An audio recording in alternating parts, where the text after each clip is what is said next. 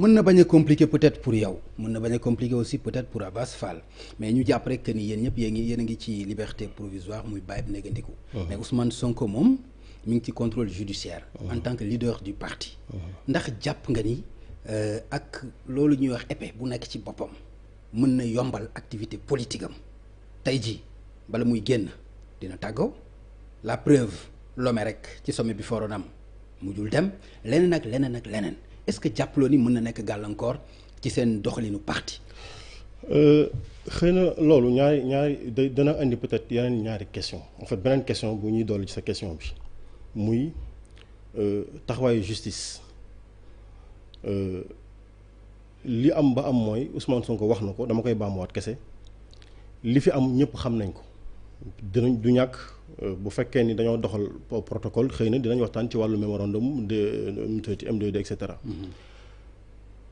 mi ngi ci contrôle judiciaire am na date bu ñu ko jox ne ko il faut que nga ñëw xamal waa yoon ne yaa ngi ci Sénégal donc bu waxtu woo bu jotee mi ngi dem di yëglu ni mi ngi ci Sénégal mais li ñu waxoon aussi c'est très clair. mënuñu nangu loo xamante ni lii tey enquête bouclé nañ ko amatuñu lu ñu ciy def.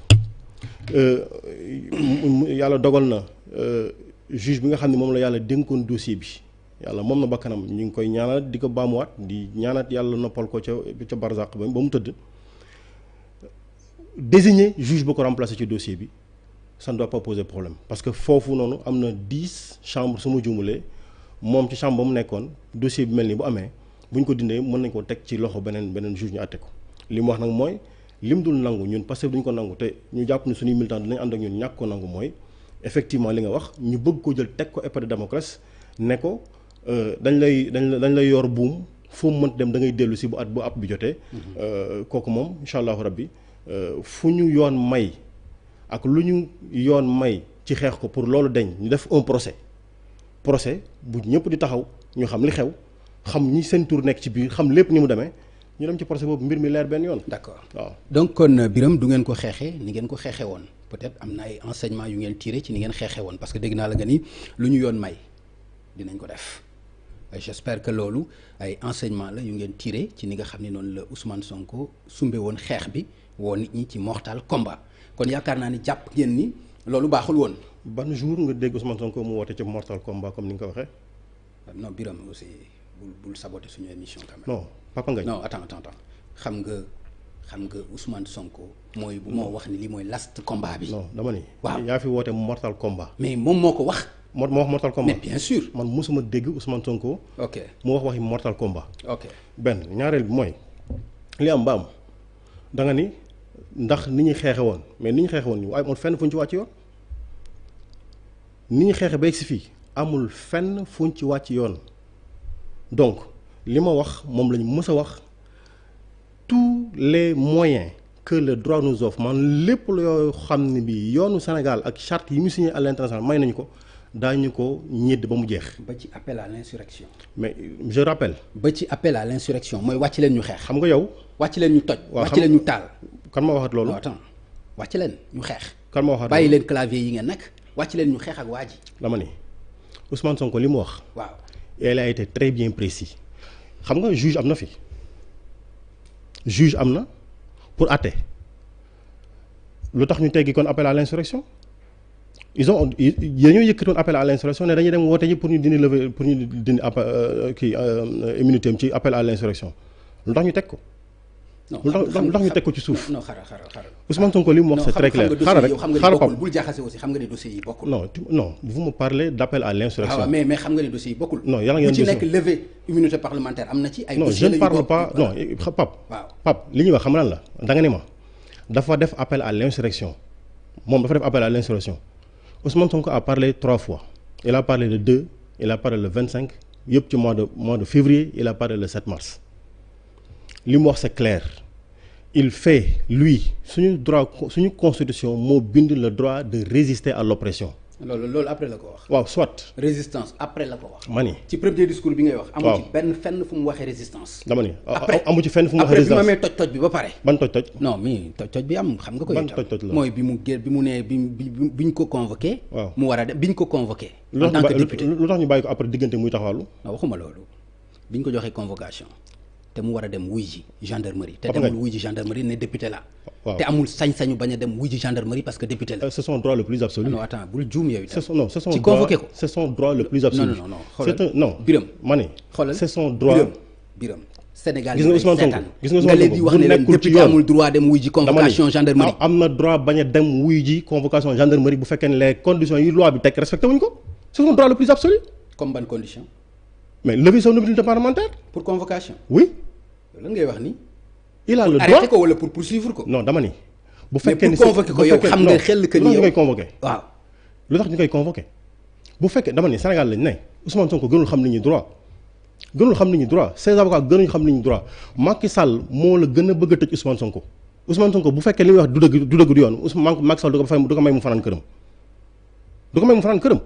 on a vu tout ce qui s'est passé il avait le droit de dire que bu ngeen ma woowee ci condition bi vous n'avez pas respecté ces conditions lan moo tax jamuñu këram jëli ko man sañu ma awma immunité parlementaire ñu convoqué man du ma dem sañu ma ko lan moo tax jëluñu ni nga ko sañewul noonu la ko sañewul moom. ma ne moom la muy liggéey dama ne la muy lu tax jëliwuñ ko kon. non attends xam nga waxu li tax jëliwuñ ko waxuñu ko. non damay laaj non xaaral non li tax jëliwuñ ko mënul nekk Sénégal laaj waxuñu loolu xam nga ni nga amewul yow ni nga sañewul gendarmerie wala police convoqué la demuloo Ousmane Sonko en tant que député amul sañ-sañ boobu te moom moo la ko gën a xam. ma ne Ousmane Sonko am na sañ-sañu ñàkk a dem am na sañ-sañu ñàkk a dem dama ne la preuve Ousmane Sonko su bañee dem te ñu war ko jël lan moo tax jëliwuñ ko këram loolu lay laajte Ousmane Sonko bu defee lu mu war a def te tegu ko ci yoon wérul dañ koy jëli parce que Ousmane Sonko gënul fi benn citoyen amul citoyen bu mu fi gën lan moo tax ba mu ne du ma dem ci conditions yi ñu jël initiative maintenant jaar ci yoon ba ñu war a jaar mu tontu ji. non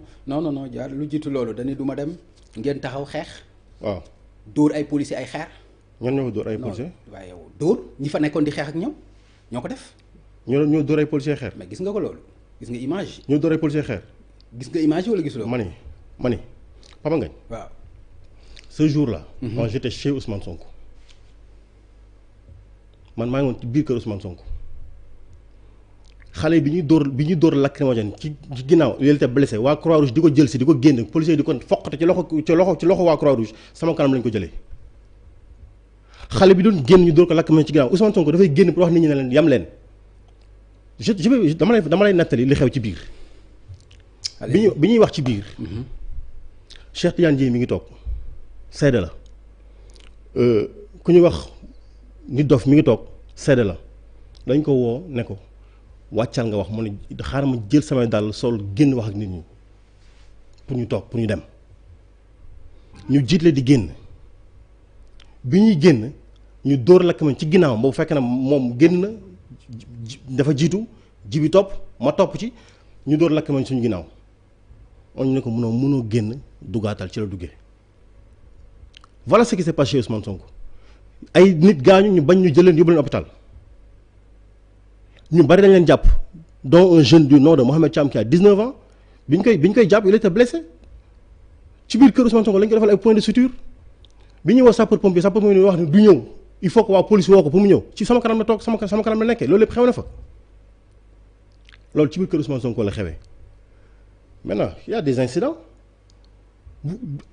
amul ci Sénégal laa wax amul ci Sénégal koo xam ne kii war nga yëkkati lu daay ni projectile bu mu mën doon di ko teg ci kaw force de l'ordre man Birame Souleye defuma ko je ne le recommande pas quand je suis arrivé sur place je leur ai dit vous voulez rester ici bu ngeen bëggee toog fii il faut que vous respectiez parce que en fait il y a des forces de l'ordre qui sont là ils sont là pour faire respecter l'ordre bu fekkee ni da ngeen bëgg a toog fii am nañ droit toog fii 48 heures 72 heures pour amal njariñ Ousmane Sonko mais bis bu ngeen fi defee loolu noonu mais les forces de l'ordre recevront des instructions pour dire na fi ni ñuy jógee xam nga loolu les responsables ont dit ce qu'ils avaient à dire gis nañ la xew man li ma gis yëpp laa wax gis naa effectivement man Birame Souleye gis naa effectivement dans les vidéos benn brique bu ñu sànni benn force de l'ordre on interdit à personne ku def loolu dañ ko jël teg ko daan ñu ko war a teg man loolu gis naa ko ci vidéo nañ jël daan yi ñu ko war a teg ñu teg ko. D'accord. Mais ça veut simplement dire aussi on ne peut pas faire un traitement pour dire ñii def nañ lii